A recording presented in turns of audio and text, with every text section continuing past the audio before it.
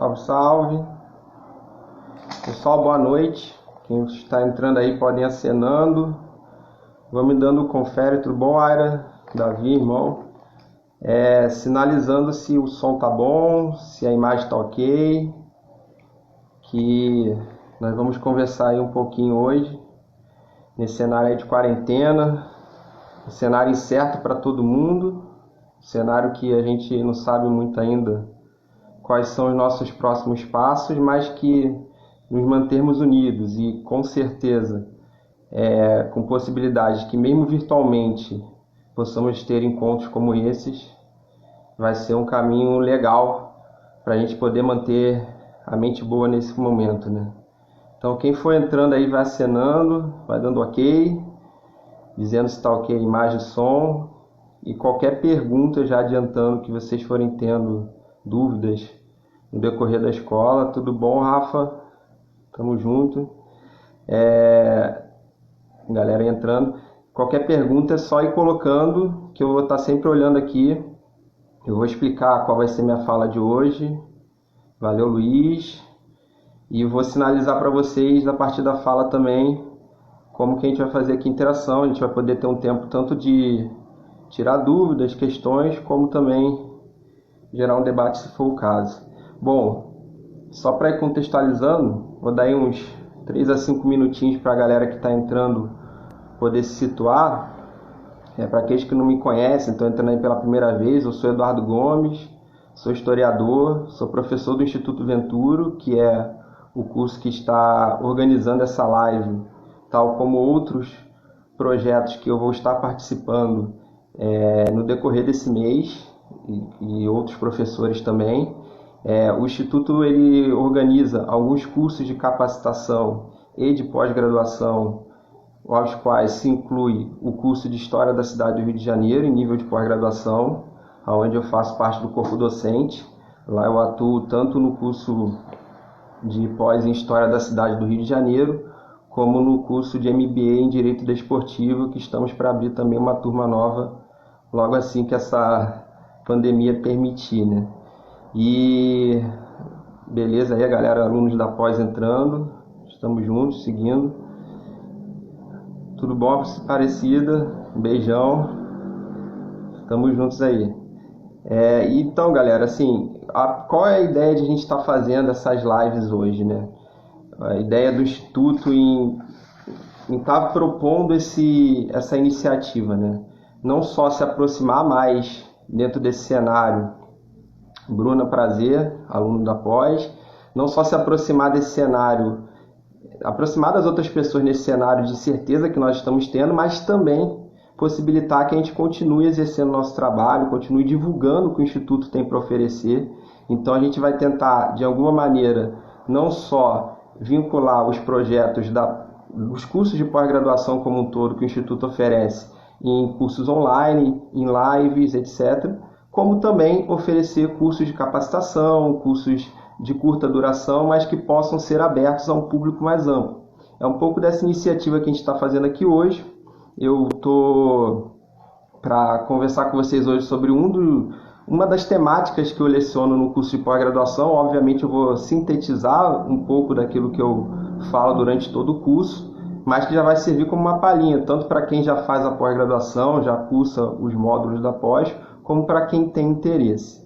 Só para sinalizar, nas próximas semanas nós vamos ter 4 cursos de capacitação na área de História que vão ser vendidos, comercializados pelo Instituto, e que quem tiver interesse, indo na página do Instituto, vocês vão poder conferir. Aí enquanto a galera vai entrando, eu vou dando uma introduzida em relação a essa temática. São 3 cursos que eu vou ministrar. Um é o Cidade Divertida, que é a temática, inclusive, da palestra da live que a gente vai conversar aqui hoje, que fala um pouco sobre a história do esporte, do lazer e do carnaval no Rio de Janeiro. Galera entrando, podem chegando. E outros 2 módulos que eu leciono no curso, que vão ser vendidos também enquanto curso de capacitação, são o módulo que é do último Baile do Império, As Noites Cariocas, onde eu falo um pouquinho sobre a história da boemia na cidade do Rio de Janeiro, como se construiu uma ideia de vida noturna na cidade do Rio de Janeiro do século XIX até o século XXI. E aí, nesse módulo específico, a gente trabalha várias temáticas que vão desde a música a manifestações dançantes, manifestações culturais e chegando até algumas manifestações socioculturais importantes oriundas da cidade do Rio de Janeiro nesse contexto atual que a gente vive no século XXI.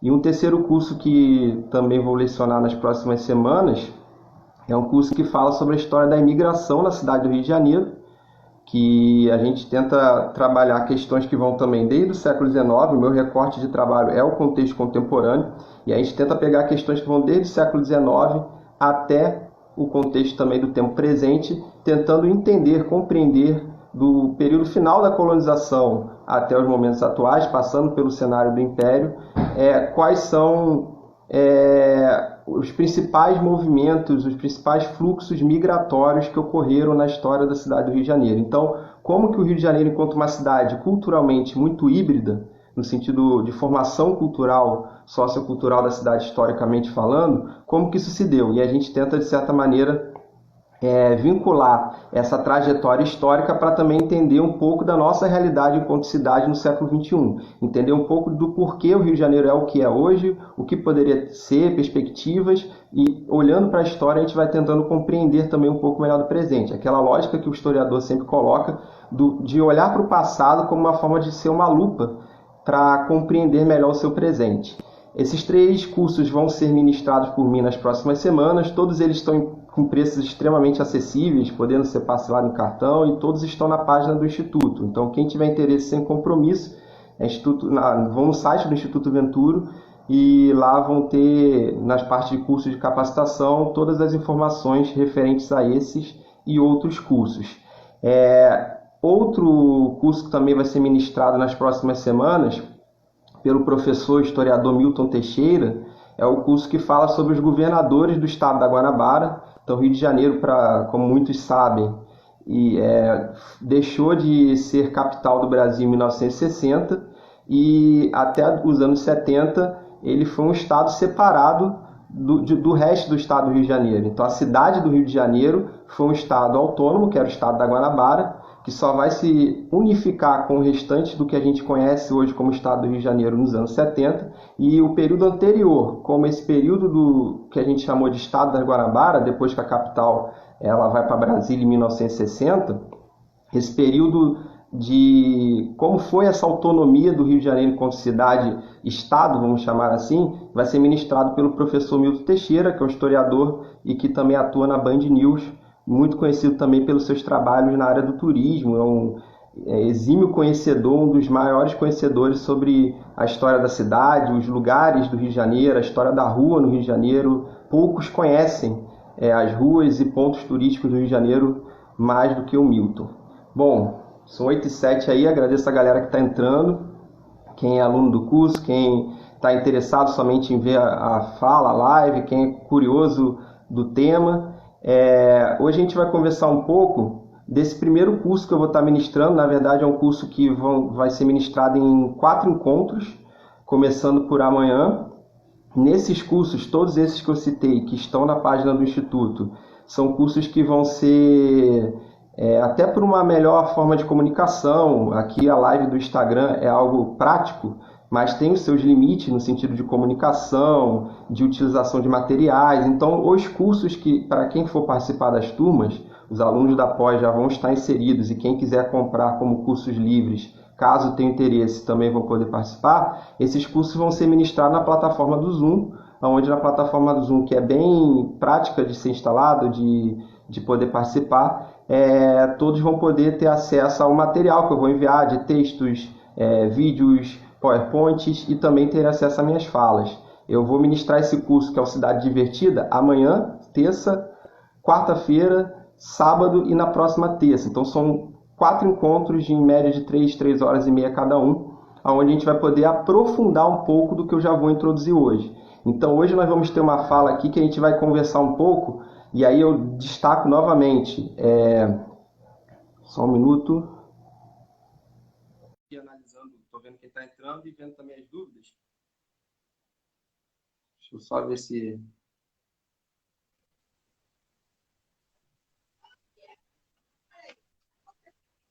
Ah, foi.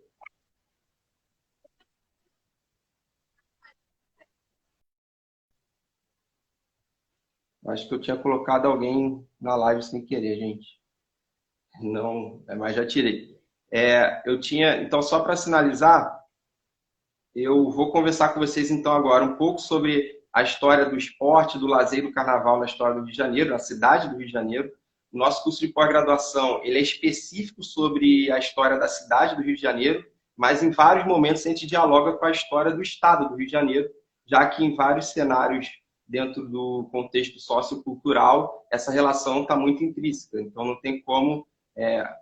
Sim, a Aparecida perguntou se os encontros serão pelo Zoom. Serão sim. Todos os encontros do curso serão pelo Zoom. Mas só para contextualizar, então, esse cenário da relação cidade e estado do Rio de Janeiro, a todo momento aparece no nosso curso de pós-graduação, apesar do curso ser mais específico na cidade. Então, até por isso, a gente vai ter um módulo com o professor Milton somente sobre o estado da Guanabara e tudo mais. Mas, inclusive, a nossa pós foi a primeira pós-graduação que foi específica sobre a história da cidade do Rio de Janeiro. O primeiro curso de pós-graduação em História da cidade do Rio de Janeiro. A gente já tem aí turmas desde 2017, tem alguns alunos aqui na live que, inclusive, fizeram parte da primeira turma. E para a gente tentar compreender um pouco as relações dos objetos que eu pesquiso com a história da cidade, eu vou tentar hoje vincular um pouco nessa fala o cenário do século XIX como forma de entender como o esporte, o carnaval e o lazer apareceram na cidade do Rio de Janeiro. Então, vamos ver, já 8h10, então vamos seguindo em frente. Quem for entrando é só colocando aqui, acenando e perguntando caso tenham dúvidas. Tem uma pergunta aqui. Posso entender, então, que o Instagram do curso Venturo não serve para assistir às aulas, certo? Do curso, não. Desses cursos que eu estou citando, é necessário fazer uma matrícula prévia, como eu falei, via site do Instituto, aonde todos eles vão ser ministrados pela plataforma Zoom. Entretanto, lives como essa que eu estou aqui fazendo hoje, em vários outros momentos vão acontecer não só comigo, mas também com outros professores, e essas lives vão poder ocorrer aqui na página do Instagram do curso.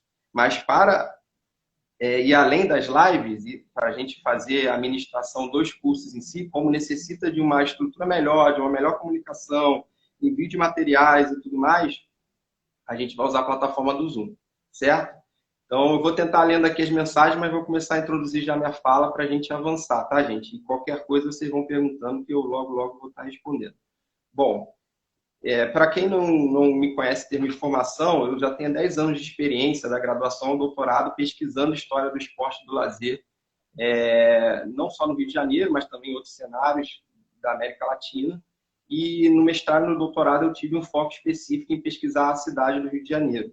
E até por isso aconteceu esse casamento, né, entre o meu foco de pesquisa, nível de mestrado e doutorado, com o foco da pós-graduação do Instituto.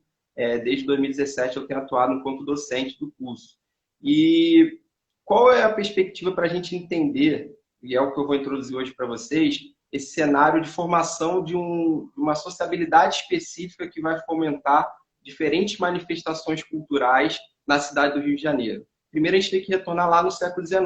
Então, um pouco da minha fala hoje vai ser exatamente entender o contexto do século XIX no Rio de Janeiro, notadamente o período do Império Brasileiro, onde o Rio de Janeiro era a capital, então, assim, principal cidade no sentido de chegada de informações, de novas formas de cultura, de novas formas de entendimento da modernidade, e tudo isso vai começar a fomentar uma nova visão de mundo no cenário carioca daquele contexto, que vão fomentar outras experiências, dentre elas os objetos de estudo que a gente tem nesse curso inicial, que eu estou falando, o esporte, o carnaval, mas também a fomentação de outras formas de sociabilidade, como o curso que eu vou ministrar na sequência, que fala sobre a vida noturna do Rio de Janeiro.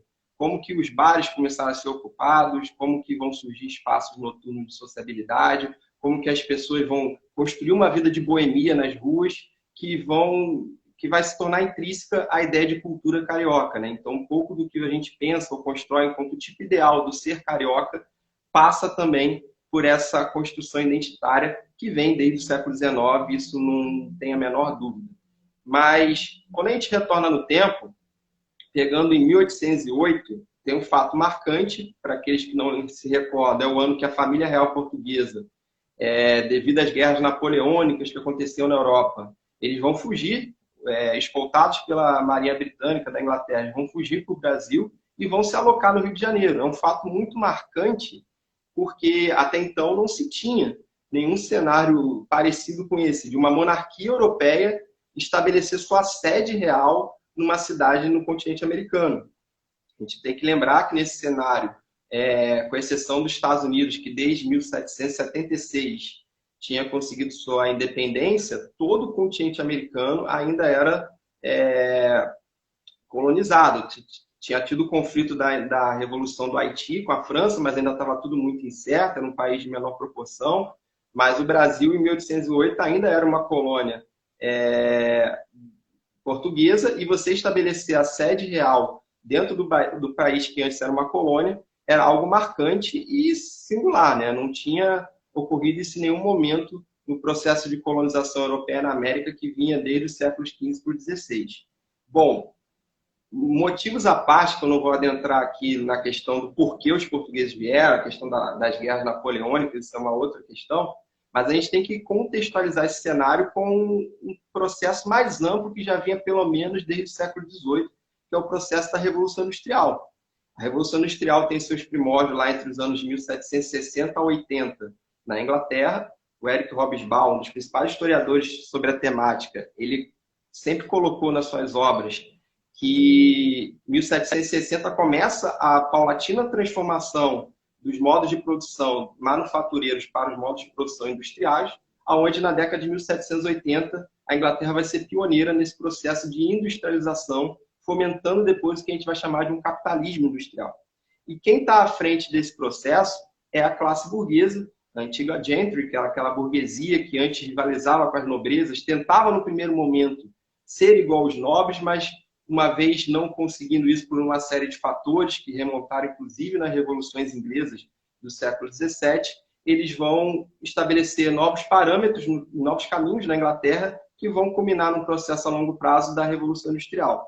Então, esse processo da Revolução Industrial é crucial porque ele dialoga, primeiro, com ideias que estão sendo fomentadas na Europa no contexto do século XVIII, que são as ideias iluministas. A gente está falando num cenário, então, que está se prezando pela maior liberdade, pela ampliação de direitos universais, pela ideia de que todos devem ser iguais perante a lei. Então, a gente está dialogando com teóricos da filosofia, como Rousseau, Montesquieu, que no cenário francês, no cenário britânico, tem anteriormente John Locke, Adam Smith, que fala sobre o liberalismo econômico, dentre outros.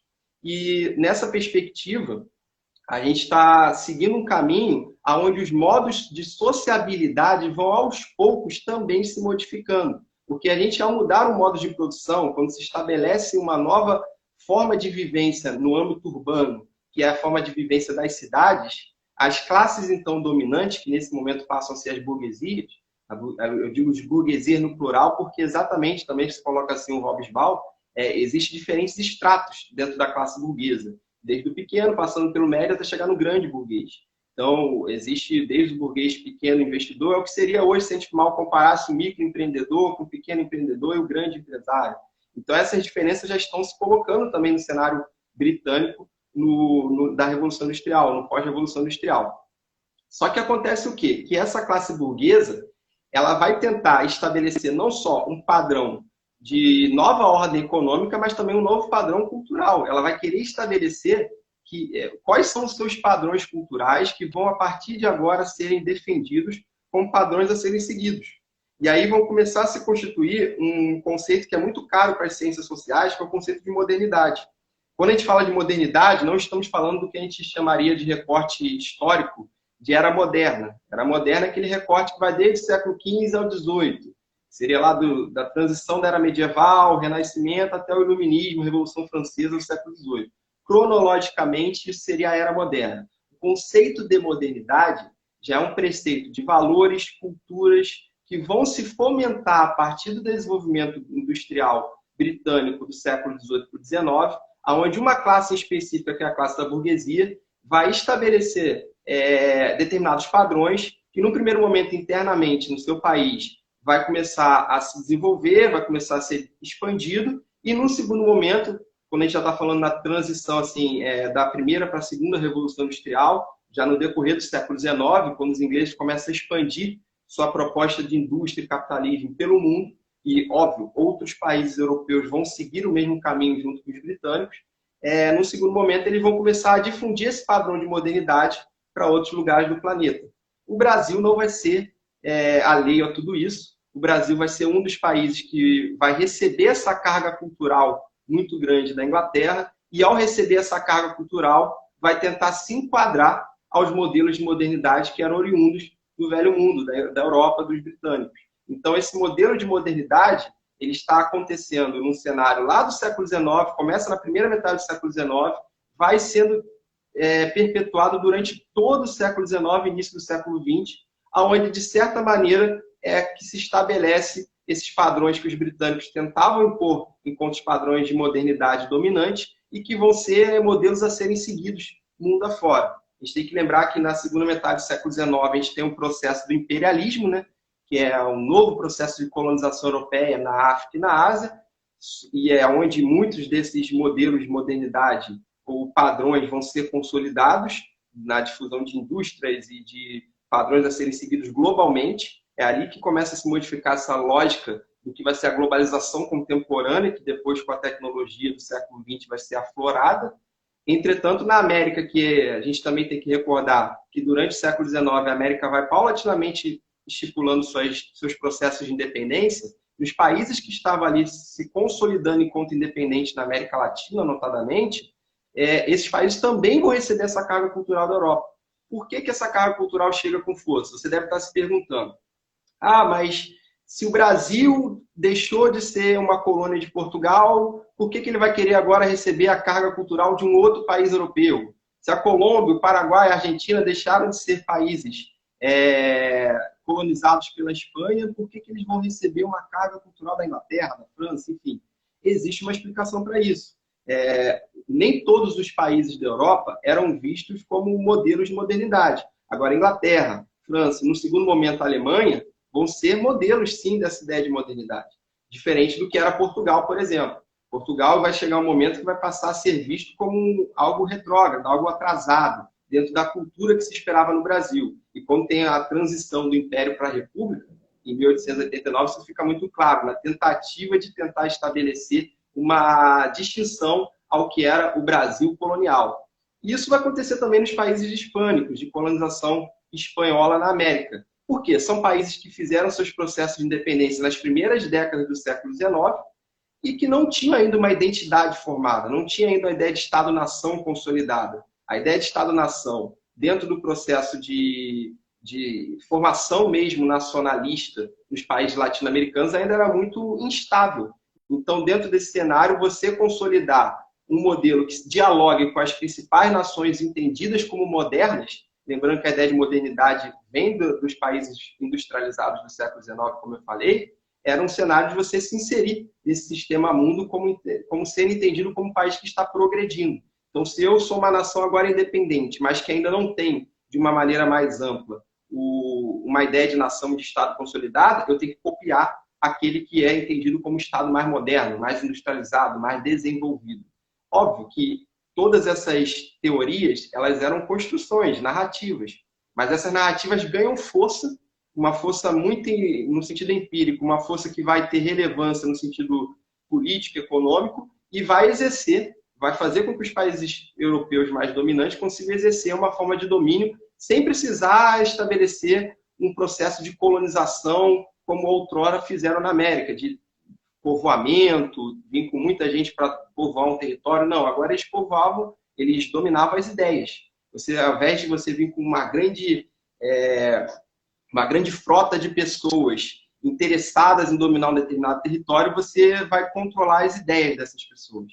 A partir da ideia da modernidade, de um pensamento iluminista cientificista do século XIX, tem todos os limites. Essas teorias têm limites, como eu disse, eram narrativas, mas que vão ter muita força, ainda mais no cenário latino-americano, onde o Brasil se inclui, que esses países eram ainda muito incipientes. O caso do Brasil é ainda mais emblemático, que aí eu vou contextualizar agora com o cenário do Rio de Janeiro, que a gente chega no nosso objeto, por exemplo, o Brasil ele tem sua independência em 1822, porém continua sendo governado por aqueles que supostamente eram seus antigos colonizadores.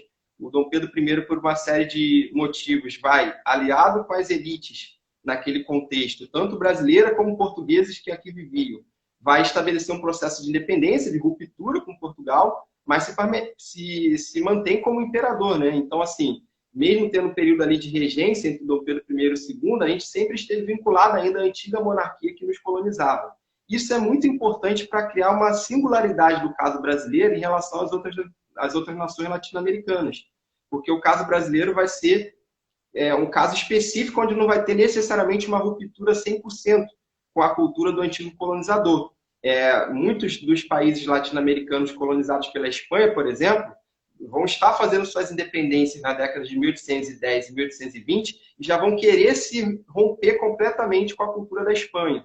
O Brasil vai paulatinamente rompendo com essa cultura portuguesa, não vai ser no primeiro momento. Porém, os próprios governantes que aqui ficaram, tanto Dom Pedro I no primeiro reinado, como Dom Pedro II posteriormente, eles vão ter que se adaptar a essa realidade, seja para, em alguns momentos, se aproximar, em outros para se distanciar da antiga cultura portuguesa dominante, até porque eles tinham que dialogar com o que estava acontecendo no sistema mundo como um todo. As influências da Inglaterra e, num segundo momento, da França, vão ser muito importantes para formar o que vai ser o Rio de Janeiro do século XIX. E o que é esse Rio de Janeiro? Vamos tentar entrar aí nessa perspectiva de compreender o Rio de Janeiro como objeto de estudo, né? O Rio de Janeiro, no século XIX, ele, a partir de 1808, ele começa a mudar drasticamente. Por quê? Como eu falei lá no início da live, no momento que você tem uma família real que sai da Europa para se estabelecer no Brasil, e se estabelecer de forma mais específica na cidade do Rio de Janeiro, que desde o século XVIII era a capital do país, ainda como colônia, você está tendo uma mudança que vai ter que se adaptar. A cidade tem que se adaptar para receber esse número de pessoas que vieram da corte portuguesa para cá. Então, hoje, quando a gente anda, e nosso curso de pós-graduação, isso, modéstia à parte, é um elogio que eu faço pela nossa proposta, porque é uma singularidade legal e os alunos que estiverem aqui vão poder comprovar isso que eu estou falando. Todos os nossos módulos do curso de pós-graduação, nós terminamos sempre com uma visita técnica. Então, assim, se eu, por exemplo, leciono um módulo que fala sobre esporte de carnaval, eu vou terminar sempre esse módulo com uma visita técnica, ou guiada por mim em algum espaço da cidade que dialogue com essas temáticas, ou visitando algum centro cultural, museu, centro de memória que também dialogue. A gente sempre termina os módulos da pós-graduação e esses cursos que eu também vou ministrar online, posteriormente a gente deve fazer essas visitas também. Óbvio que hoje a gente está num cenário que depende, não depende só de nós queremos fazer, a gente tem que esperar. O mais provável é que isso aconteça nos próximos meses, mas o momento é de ficar em casa realmente. Mas todos os módulos eles são sempre anotados para a conclusão deles serem com uma visita técnica. Por que eu estou citando isso? Além de vender nosso peixe aqui. É porque quando a gente anda pelo Rio de Janeiro, pelas ruas do Rio de Janeiro, pelas ruas do centro do Rio de Janeiro, a gente respira um pouco de toda essa história que eu estou falando, que começou a ser construída lá em 1808. Várias das prédios, das arquiteturas, das modalidades de estrutura das ruas da cidade são moldadas desde a chegada da família real. Porque no momento que o Rio de Janeiro era uma cidade pequena, muito concentrada no centro da cidade, muito voltada apenas para aquela região central ali, que, só para vocês terem uma ideia, quem conhece a cidade do Rio, até o século XIX, você pensar da Praça 15, onde hoje é a Praça 15, a galera aí elogiando as Visitecs. Então, assim, só para a galera que não conhece, confirmar o que eu estou aqui falando. Quem conhece a Praça 15, aquela região ali toda era uma região de praia. Então, para quem hoje vai ali no Paço Imperial, que foi a primeira moradia da família real ao chegar em 1808, ali onde hoje é a Alerj, Palácio Tiradentes, que foi uma antiga cadeia do Rio de Janeiro a nível nacional, foi onde, entre outros, foi inclusive onde foi focado o Tiradentes, por isso que o nome do palácio hoje é Palácio Tiradentes. Em frente tem, na 1º de Março, que é a antiga Rua Direita, tem a Igreja da Antiga Sé, que era frequentada pela família real. Na sequência, você vai ter o Centro Cultural Banco do Brasil, que é o CCBB, que é a primeira agência de banco criada na história do país, criada exatamente a partir da chegada da família real em 1808.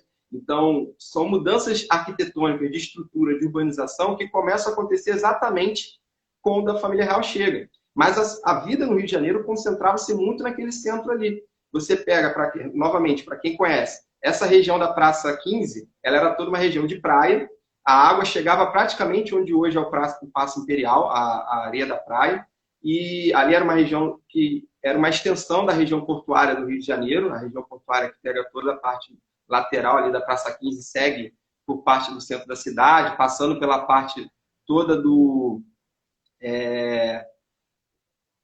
por toda a parte do... Perfeito, a Aparecida corrigiu, onde ele ficou preso. Ele ficou preso no século XVIII até depois ele ser morto e as partes do corpo de Tiradentes foram levados para Minas Gerais, no contexto da Inconfidência, né? Mas a parte toda da região portuária, ela chegava até ali na Praça 15. O Rio de Janeiro ele foi levado mais ou menos à parte central, onde é hoje a Praça, chegando um pouco depois da Praça Tiradentes, que é o Campo de Santana. Depois do Campo de Santana, indo já para a parte que é Presidente Vargas, central do Brasil, aquilo tudo ali era mangue.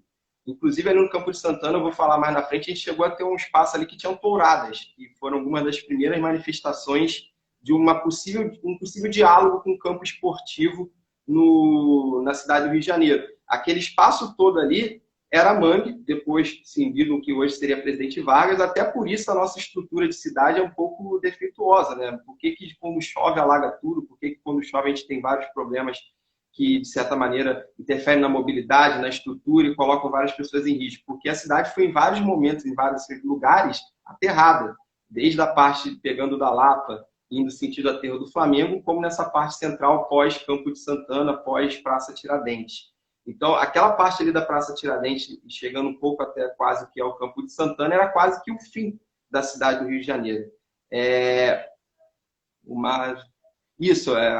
Citaram aqui que o chafariz do Mestre Valentim, que fica ali na Praça 15, citaram aqui que o mar ia até o chafariz. De fato, e é exatamente por isso que tinha um chafariz ali naquele contexto, só para quem hoje visita ou passa pela Praça 15 ter ideia de como que era aquela região ali antes das reformas posteriores que foram feitas. Mas aí, para a gente continuar a avançar um pouco nisso, essa região central do Rio de Janeiro ela era muito menor do que a gente conhece hoje e a vida da cidade se remontava apenas àquele espaçozinho ali. Óbvio, teve que se fazer modificações. Alguns espaços eu já citei aqui, que foram remodelados para que se houvesse modificações específicas para se agrupar à família real. Posteriormente, essa família real ela vai consolidar sua moradia no que hoje seria o Museu Nacional, que pegou fogo, né? A gente, infelizmente, passou por esse cenário de deixarmos um dos principais museus do mundo, não só do Brasil, passar por um incêndio lamentável como aquele.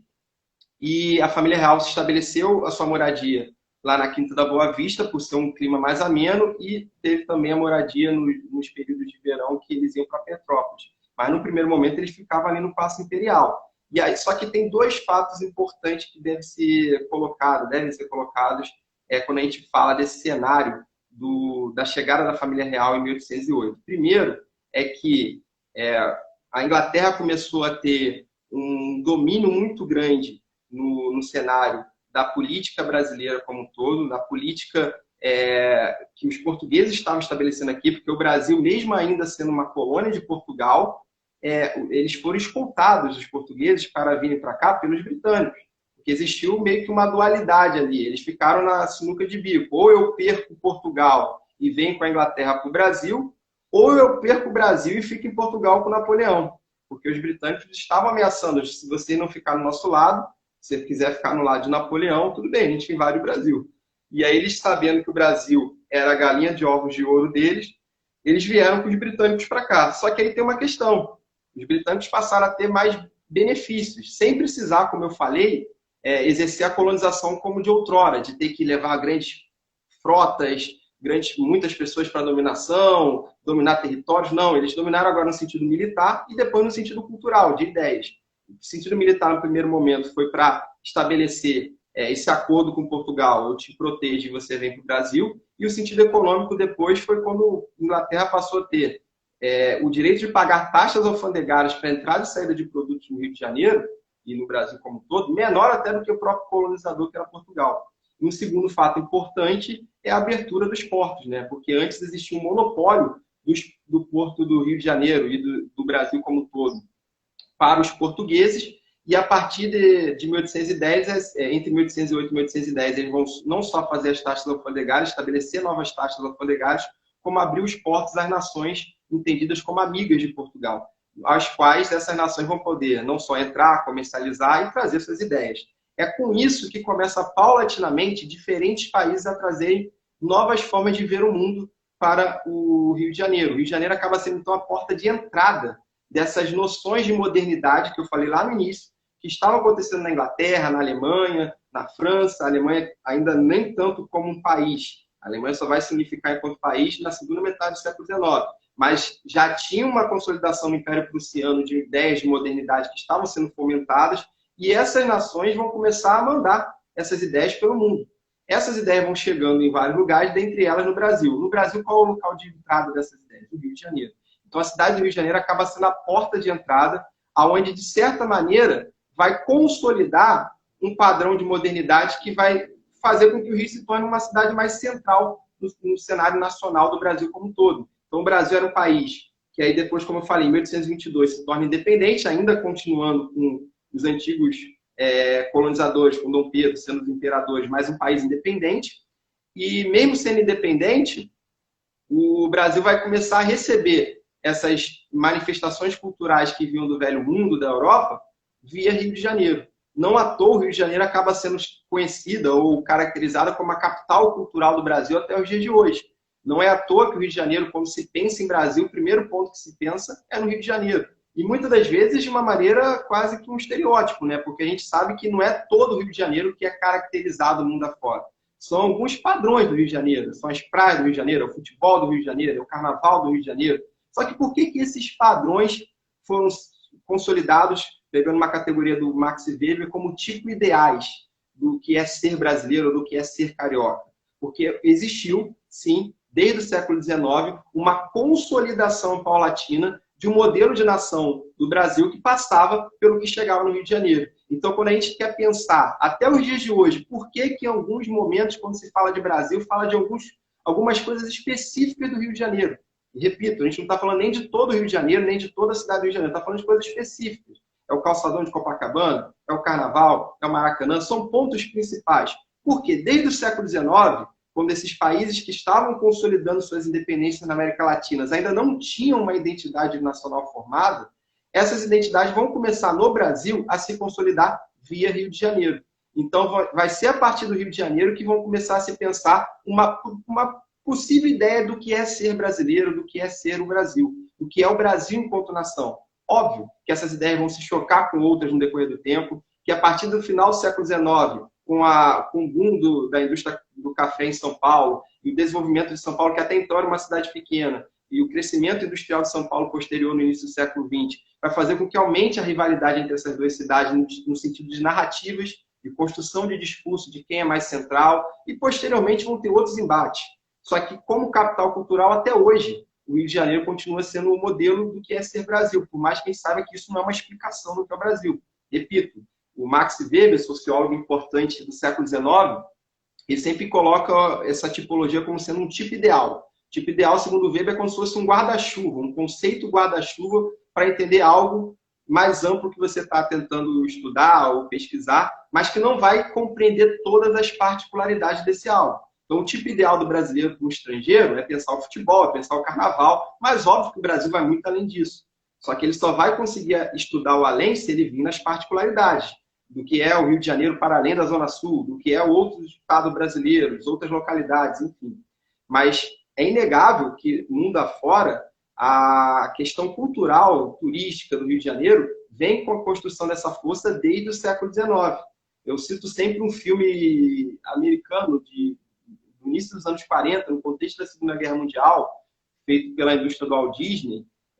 O nome do filme é Alô Amigos, é uma animação que é fácil acesso no YouTube, onde eles mostram o Pato Donald, dentre outros personagens da Disney, viajando por países da América Latina como demonstração da política de boa vizinhança dos Estados Unidos com esses países. E quando eles chegam no Brasil, o Pato Donald encontra o Zé Carioca. Então, o modelo de brasileiro para eles é o quê? É o malandro do Rio de Janeiro. E aí o Zé Carioca mostra o quê para o Pato Donald? Mostra o calçadão, mostra o carnaval, mostra parte da vida noturna do Rio de Janeiro, mostra o samba, mostra a cachaça, ou seja, mostram parte desses estereótipos que, de certa maneira, têm relação com a cultura, mas que às vezes são generalizados como modelo de nação, que era o que era visto e que era construído desde o século XIX como narrativa de ser brasileiro mundo afora. Então, esses padrões estão até hoje muito entrelaçados dentro do tipo ideal do ser brasileiro, e o Rio de Janeiro tem essa centralidade porque foi a porta de entrada dessas manifestações culturais lá no século XIX. Quando a gente pensa o século XIX, falando de uma maneira mais ampla, a gente está falando o quê? De um contexto onde essas vozes culturais estão entrando na cidade do Rio de Janeiro, estão querendo chegar no Brasil via Rio de Janeiro, e isso acaba modificando toda uma ordem de sociabilidade na cidade.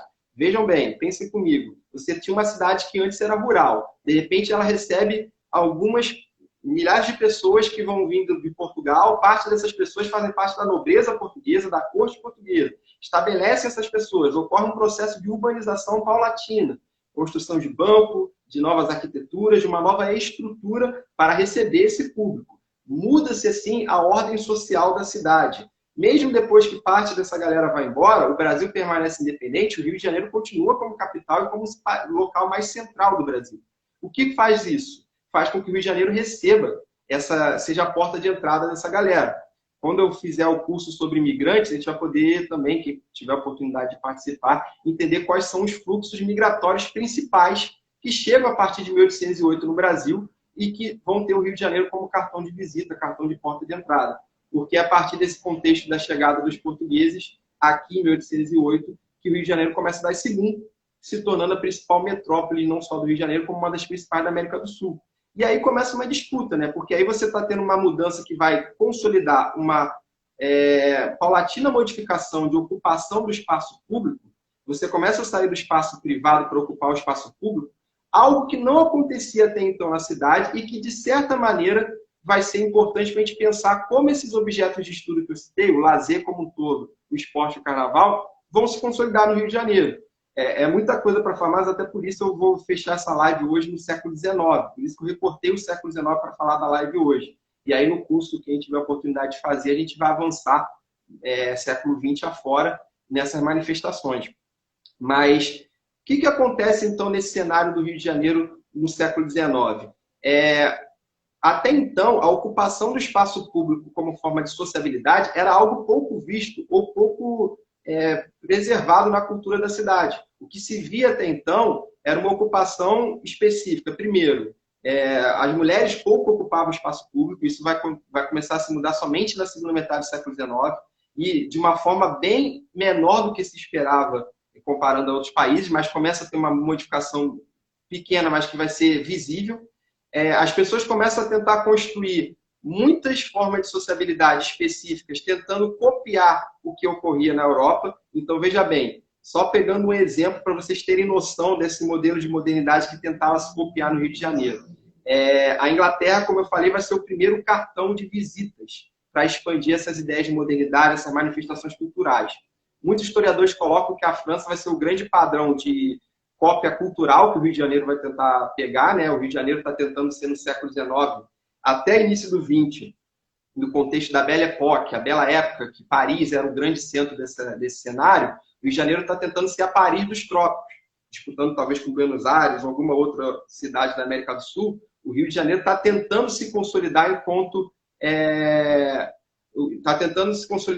uma forma de grande nação, ou pelo menos tentar mostrar como o Brasil poderia ser uma grande nação dentro do cenário da modernidade. Mas o que acontece como um todo? O Rio de Janeiro ele vai começar, no primeiro momento, a pegar os aspectos econômicos e políticos da Inglaterra e vai vir junto com isso uma carga cultural, porque a gente não pode nunca desassociar a questão da cultura com a questão da economia, e vai ter também uma carga cultural francesa muito forte, principalmente depois com o que a gente vai ver na questão do carnaval.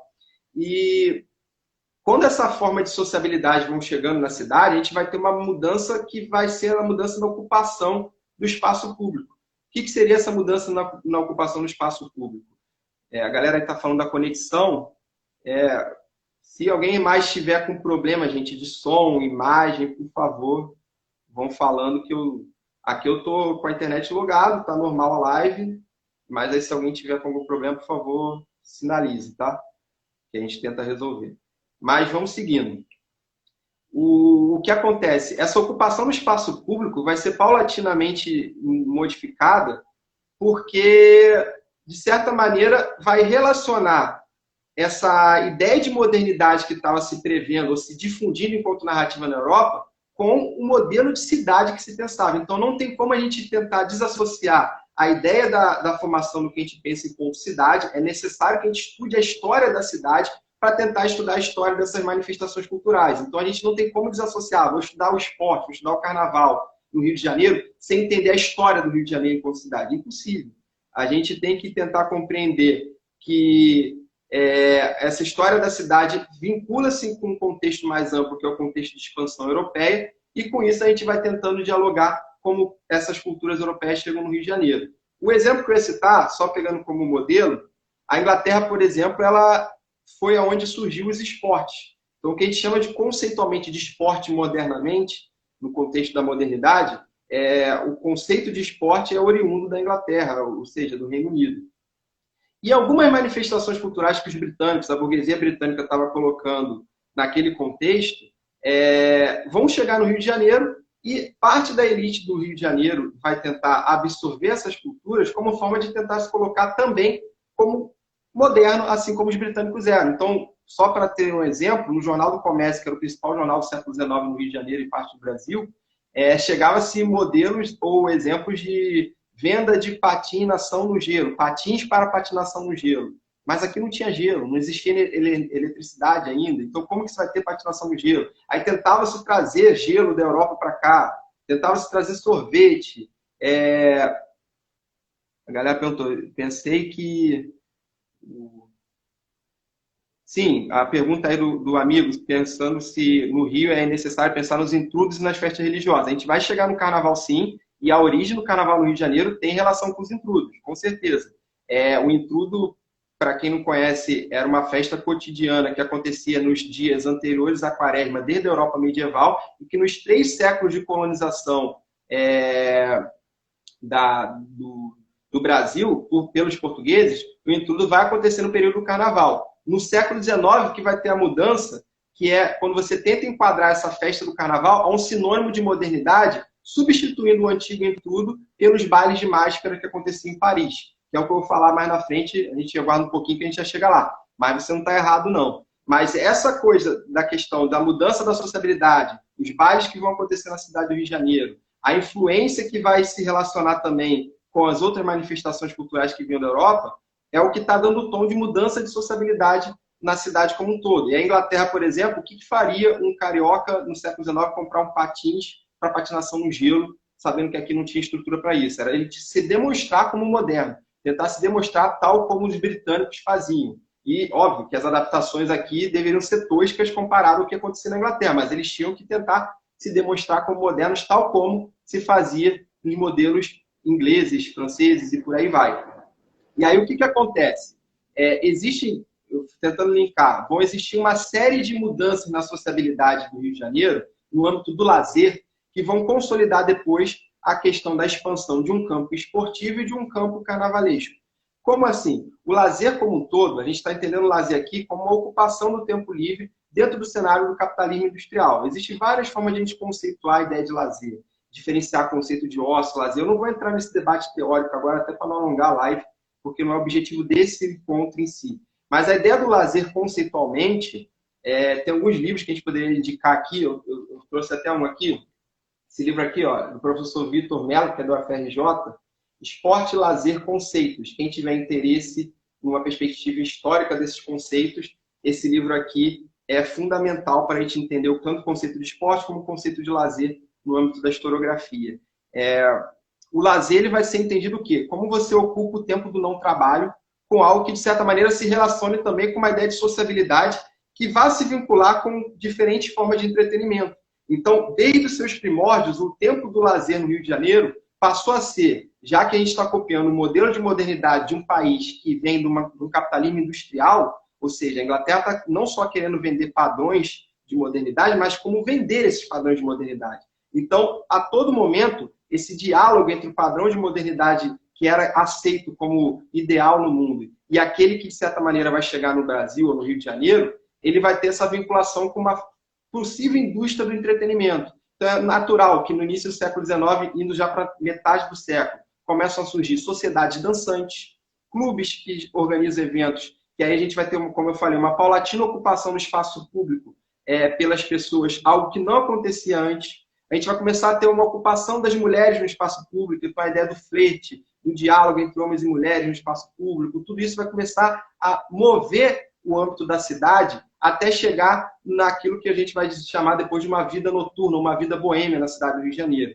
Isso tudo está acontecendo de uma maneira muito ampla, porque você faz um baile numa sociedade dançante ou num clube, ao mesmo tempo esse baile pode estar vinculado a um jogo de futebol, ou uma regata que tinha do Remo na época, ou até mesmo um baile de carnaval, oriundo desses que eu falei, dos bailes de máscara de Paris. Então, toda essa ideia de uma construção de uma sociedade do lazer no Rio de Janeiro é o que vai paulatinamente consolidando também outras manifestações culturais, onde o esporte como um todo e o carnaval vão se adentrar nelas.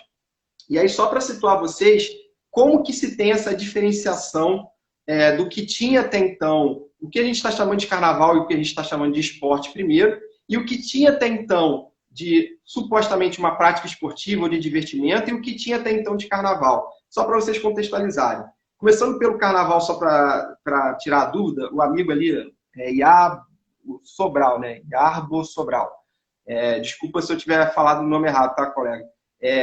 O amigo falou sobre a questão do intrudo. Para quem não sabe, o termo carnaval vem de um termo do latim que significa carnavale, que é como se fosse um significado de adeus à carne. Por quê? Por mais que hoje a gente tenha vários segmentos ligados à cultura cristã que vão questionar a festa do carnaval como algo mundano e tudo mais, por mais curioso que pareça, foi a Igreja Católica que indiretamente criou o carnaval. Isso já dentro do contexto medieval ainda. Por quê? Naquele cenário, eles estavam querendo criar um calendário dentro da igreja para a efetivação da quaresma, né? Que são os 40 dias que a gente passou agora, domingo de Páscoa, né? Que vai desde a quarta-feira de cinzas até o domingo de Páscoa. Nesses 40 dias de penitência, o cristão, isso desde o contexto medieval, ele ficava tendo que comer coisas específicas, então ele comia frutas específicas, peixes secos, ele tinha uma dieta específica, onde comer carne, por exemplo, ele não poderia em hipótese alguma se ele estivesse cumprindo com os dogmas da igreja corretamente naquele cenário. Então, desde o período medieval se constrói essa cultura. E, obviamente, que os seres humanos que são movidos por várias questões culturais, instintivas, sociais, eles começam a tentar pensar, se eu vou ficar 40 dias, tentando resumir aqui, tá, gente? Se eu vou ficar 40 dias fazendo a quaresma, sem comer carne, por exemplo, então nos dias anteriores à quaresma eu vou ter que exacerbar isso aí. É onde eles começam nos 3, 4 dias anteriores à quaresma a fazerem grandes festas, onde eles comeriam muito carnes diversas, onde dentro dessa comelança, vamos chamar assim, eles organizavam os eventos festivos e que muitas das vezes saíam um pouco do controle daquilo que moralmente era aceito naquela época. Então, é só para entender, vou citar aqui um outro livro, Felipe Ferreira, um professor da UERJ, esse livro aqui é o livro de ouro no Carnaval Brasileiro, quem também é de fácil acesso. É um livro que sintetiza um pouco da história, ele não é o único grande pesquisador de carnaval no Brasil, é um dos principais, mas esse livro sintetiza um pouco disso que eu estou falando. Existem vários momentos que o carnaval é entendido como uma festa de inversão. O que seria inversão?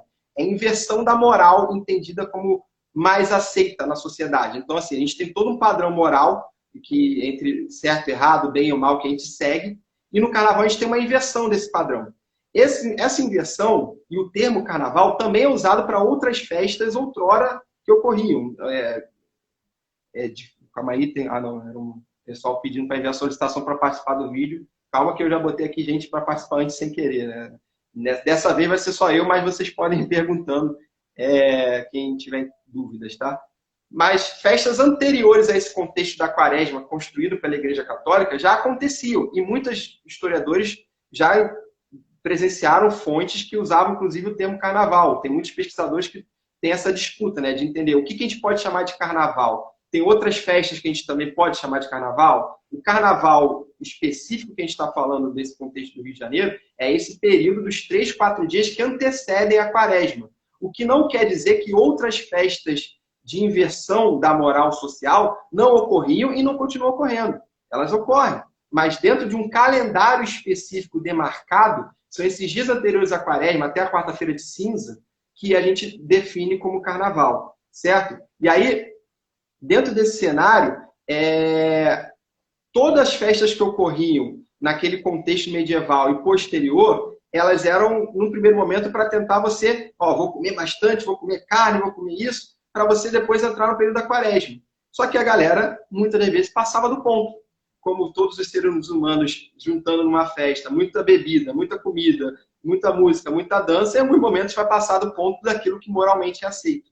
E aí, em vários contextos assim, começaram a se desenvolver formas de sociabilidade que começaram a ser, aos poucos anos, ano após ano, a serem mal vistos pela própria instituição que teria criado a ideia da quaresma, que foi a Igreja Católica, certo? E aí, dentre essas festas que foram sendo construídas na Europa medieval, está o intrudo. O intrudo era tipo um jogo que eles faziam, onde eles, dentro do período do carnaval, nesses 4, 3 dias antes da quaresma, se jogava de tudo nas pessoas, jogava desde líquidos não muito apropriados, urinas, etc., farinha, entre outras coisas, daí para pior. E isso foi se perpetuando na Europa medieval e moderna, existia em vários lugares mais populares da Europa, inclusive, e chegou no Brasil no período colonial. Talvez tenha sido essa questão que o colega acima tinha perguntado, né, antes. A influência do intrudo na formação do carnaval carioca, sim. Durante 3 séculos no período colonial, as festas que aconteciam nesse período do carnaval eram moldadas pelo intrudo. O que muda no século XIX? Esse padrão da modernidade. Esse padrão da modernidade que eu citei, que vai surgir com a indústria, com a modernidade europeia, com o padrão do capitalismo industrial, ele vai exigir que o Brasil, se quer entrar nessa ideia, se quer entrar no sistema mundo como uma ideia de nação moderna, uma nação que agora é independente quer se colocar próxima das grandes nações, ele tem que deixar de lado a barbárie, ele tem que deixar de lado a selvageria. E o intrudo era visto como algo ruim. Então, eles vão paulatinamente conseguindo substituir as festas do intrudo pelas festas da burguesia francesa, por exemplo. Os bailes de máscara, que tinham origem também de Veneza, na Itália. Esses bailes vão começando a chegar em outros locais e chegam no Rio de Janeiro. Óbvio, a gente está falando de uma elite. Se você vai para o carnaval popular, o intrudo ainda continua existindo durante um bom tempo na sociedade brasileira e vai continuar durante o século XX, boa parte, nas características do que era o intrudo antigo. Mas começa, pelo menos na narrativa de tentativa de construção de uma nação, uma noção de consolidar um novo padrão de modernidade que dialogasse não com o que era o padrão do colonizador Portugal antigo, português, mas sim com o padrão da nação francesa, que era a grande difusora de uma ideia de sociabilidade cultural, tanto que era o país da Belle Époque, era o país dos bailes das máscaras. Então, assim, o Rio de Janeiro tenta copiar esse modelo francês e traz isso para a sociabilidade da cidade. E aí, aos poucos, o carnaval vai se desenvolvendo para posteriormente vir um samba, aí vir um carnaval de rua, construção dos blocos, até chegar no que nos anos 30 para frente a gente vai conhecer como escola de samba. Mas até chegar no desfile da escola de samba e nos próprios blocos de ruas que a gente tem hoje, o primeiro cenário paulatino vai ser, primeiro, a construção da data, né, a demarcação desses 3, 4 dias anteriores à quaresma, com a difusão do intrudo, né, e depois a passagem paulatina do intrudo para os bailes de máscara. Começa com uma elite, com uma burguesia, porém, essa burguesia vai aos poucos também difundindo para outros espaços que saem dos bailes, dos clubes que fazem os bailes e vão para as ruas, certo? O que acontece? Que essa mudança paulatina é exatamente essa demarcação que a gente tem do Rio de Janeiro enquanto entrada na modernidade e saída do que antigamente a gente chamaria de algo que é mais retrógrado, é mais incivilizado, vamos dizer assim. A noção do que é ser civilizado no século XIX passa pela sua inserção, por essa inserção na modernidade. Se o Rio de Janeiro não entrasse nessa ideia de modernidade, ele não ia ser chamado nunca de uma sociedade moderna. Por isso que essa passagem para os bailes e saída do intrudo vai também consolidar uma nova visão de Rio de Janeiro nesse cenário. Certo? Mesma coisa, galera, acontece com o esporte. Só um parêntese, eu acho que está dando tempo aqui para acabar a live. Deixa eu só...